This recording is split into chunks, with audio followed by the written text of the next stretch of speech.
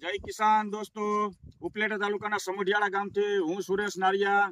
આજે મેં સમાચારમાં સોશિયલ મીડિયાના માધ્યમથી મને ખબર પડી કે સરકારશ્રીએ ખેડૂતો માટે જે 10,000 કરોડનું જે પેકેજ આપ્યું છે, તો બધાને એમ થઈ ગયું કે બહુ મોટું પેકેજ ને રાહત આપી દીધી ખેડૂતોને. ખરેખર તો આ ખેડૂતોને આ મજાક બનાવી છે. 10,000 કરોડ જેવી રકમ જે સાંભળવામાં સારી છે, પણ હકીકતમાં તો એ માથાદીઠ 54 લાખ ખેડૂત છે આજે. તો એ 54 લાખ ખેડૂતને દેવા જાય તો 18,000 થી વધારે કઈ આવતું નથી.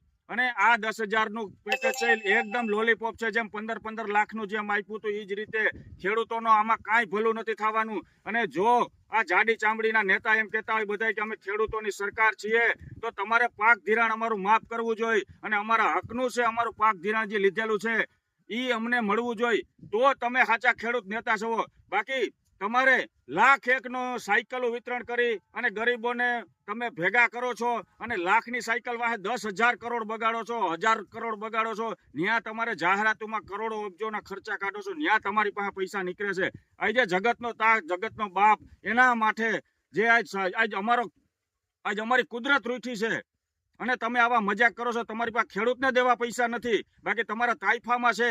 તો એ તાઇફા બંધ કરો અને ખેડૂત સામો જોવો. આવનારા સમયમાં 1% ખેડૂત નહીં વધે, અનાજ માટે તરસી રહ્યો. એટલે હવે તમે થોડુંક ખેડૂતનું વિચારો.